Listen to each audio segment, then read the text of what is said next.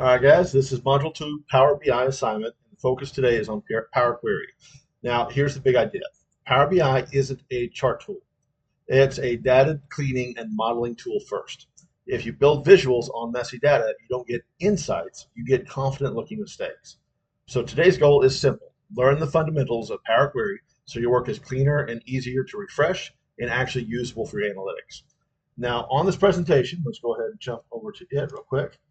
This video goes along with the Alex the Analyst video that you'll be watching. So on top of each slide, you can see, I'll jump to slide 3 just very quickly. I have some power walkthrough sections that align to that video. So Alex the Analyst is your Power BI teacher for this. I will just be covering everything about why he's doing it and the key concepts that go along with it. So if you get stuck, you can actually come back, reference this, and go forward. Now, the reason I have chosen Alex the Analyst, and some of you may be curious of this, is TCC is limited in what you can take for Power BI. But there is a national certification you can go and learn. This is a great career tool that will put you above everybody else if you learn it in any industry you're going into, even if you're going into work for yourself. I can only offer you a course in the college environment. But Alex the Analyst, his YouTube channel actually takes you all the way to advanced user, and it's free, so you can go and take the Power BI national certification after his course and get it. So if this is something you like, I'm giving you a teacher that you can do for free outside of TCC and continue your learning past the semester. All right, guys, so that's why we're going to do it. But inside my slides for this lecture, I will be referencing the time frame of where he's doing and what he's doing. All right, now this assignment is a follow-along walkthrough. Your job is to reproduce the same steps and end up with the same results as Alex the Analyst in that video. By the end, you should be able to load data into Power Query, clean and reshape it, everything from rows, columns, headers, and data types, pivot or unpivot to make the data set analysis ready, save transformations so refresh works better, and your deliverables, you will save your Power BI file as a PBIX, upload it to Blackboard. Now, one reminder, I want you to be very painfully clear about Power Query is where you fix the data. Visuals come after the model is actually clean. I'll give you a little personal data as well. So Power Query, query, quirky, these words are particularly difficult for me, so I know that I'm not saying them correctly. I was severely tongue-tied as a kid with a very, very bad speech impediment, and so I say my R's and Q's in a different way than most people. And when you put a Q and an R together, I can't formulate that word correctly. So you're going to hear me twitch out a little bit when I say things like Power Query or quirky or quarry, those type of words. Just go along with it. Don't make fun of me too much. It's a holdover from a long ass time ago, from when I had a very bad speech impediment, went through 13 years of speech therapy. All right, let's get into it. Now, the video roadmap, we're going to use these timestamps with my video along with Alex the Analyst. Here's the walkthrough. We're going to do a roadmap. I'm going to strongly recommend you use these timestamps like the checkpoints. So if you're working on something with Alex and you don't understand it, come back and watch my video for the slides that go along with it. We're going to look at the intro, looking at the data. We're going to look at loading into Power Query, learning the UI, removing rows, fixing our headers, setting our data types, everything from removing the X rows, removing the columns, pivoting, unpivoting, saving the transformations, and of course, Alex's outro. Now, my advice is to pause consistently. This is not a watch it once and hope it sticks type assignment. This is a pause, do some steps, confirm you got the same results, then continue. And the reason these things are hosted on YouTube, you can watch them on any video device that you have, cell phone, Mac, PC, whatever. That is up to you. For the intro and why Power Query matters, let's just set the mindset. Most reporting problems are not caused by bad charts. They're caused by bad inputs. Power Query helps you. It standardizes that messy data. It makes cleaning steps repeatable, and it reduces that manual Excel cleanup. So if you have, the habit you're building here is we clean the data first, analyze the data second. And that's what most professionals do because it prevents downstream disasters. Now, before you touch anything in Power Query, you scan the data set like a detective. We're going to be looking for, are the headers meaningful? Do you see missing values or weird symbols? Are any numbers or dates stored as text? And are there any junk rows like notes, totals, or repeated headers? And ask yourself two questions. What should row one represent? One customer, one transaction, one day. What should each column represent? Things like a clean variable that you can analyze. If you can't answer those two questions, you're not ready to build visuals yet with that data. Now, after that, you're going to load your data in the right way. The common path for this is we go to our Home tab, we get data, we choose our source, we preview, and then we transform the data. Now, that last choice matters, the transform data. If you click on transform data inside Power BI, it opens a Power Query editor, which is where you do the cleaning. If you click load too early, you just imported the mess into your model. Then you're stuck trying to fix it in your problems later on, which you can do, but it is much slower and a whole lot more error prone. So remember, we transform first, then we load the data. Now, Power Query has a UI, so you really need to know where things live.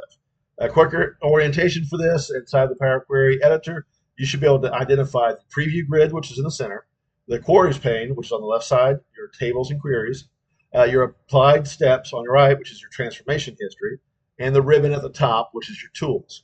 Here's why this matters. Power Query isn't random clicking. It's a recorded process.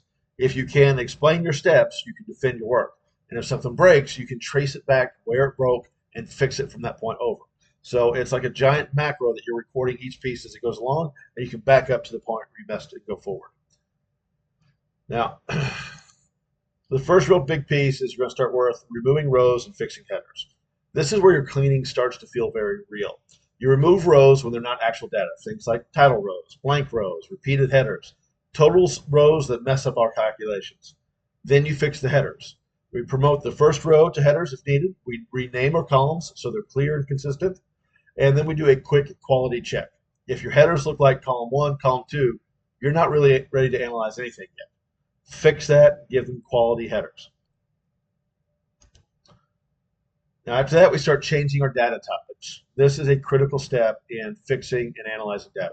This is one of the very most important steps inside Power BI. Data types matter because numbers stored as text won't calculate correctly. Data stored as text break time intelligence, and wrong data types cause sorting and filtering errors. So use types like whole numbers, decimal, date, time, text, or true or false. So the key principle here is you set your types early so every step after behaves predictably. If you skip the step, you're going to get weird Power BI behaviors, and that is actually just that bad data types that you had at the very beginning. Now, with removing bad rows and unneeded columns, you're going to be dealing with the bad values and clutter. And bad values and clutter are one of the biggest killers of a good dashboard. If the data set has rows marked with something like X placeholder, you filter them out, but carefully. You want to confirm you're removing junk, not the actual real data. Then you remove columns. Drop anything irrelevant or that duplicates fields. Keep only what supports the purpose of the analysis. Any data we collect, ethically, should always just be the data we need, not the data we want. So when we're doing these things and cleaning the data and importing from Excel over to Power BI, we keep the data we need. We do not keep the data we want. So rule of thumb is always to delete with intent.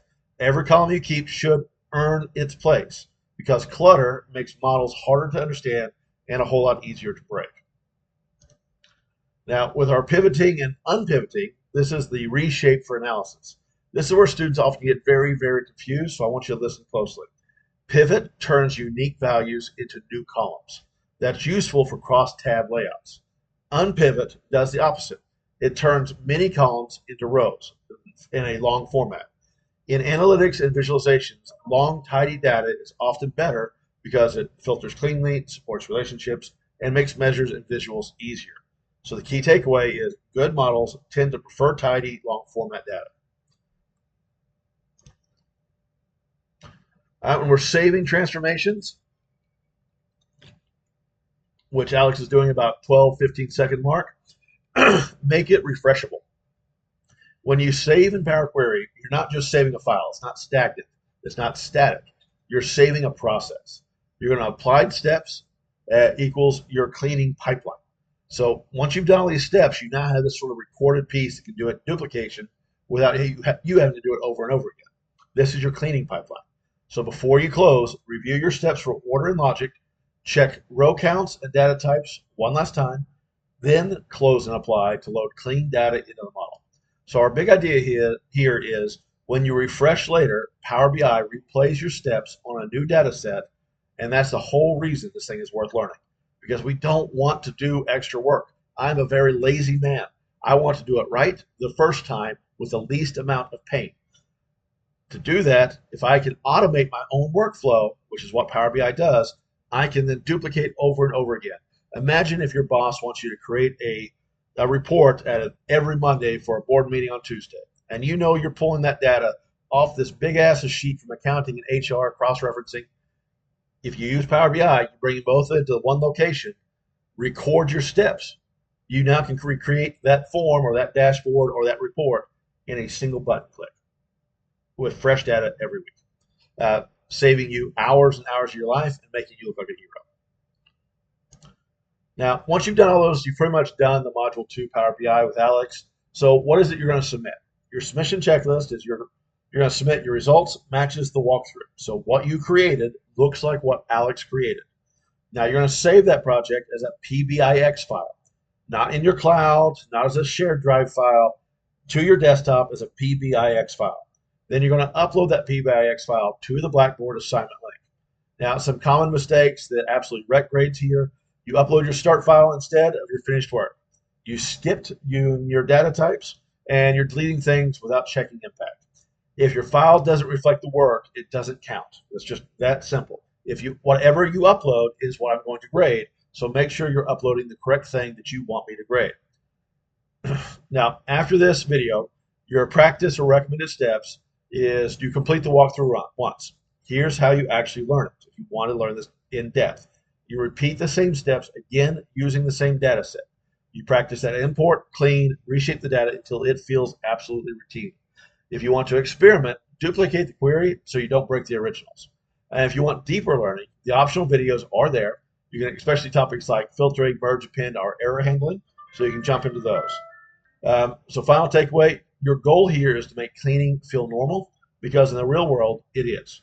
Clean data is the foundation of reliable analytics. All right, guys, jump in, watch Alex, watch the checkmark time frames up here on the presentation.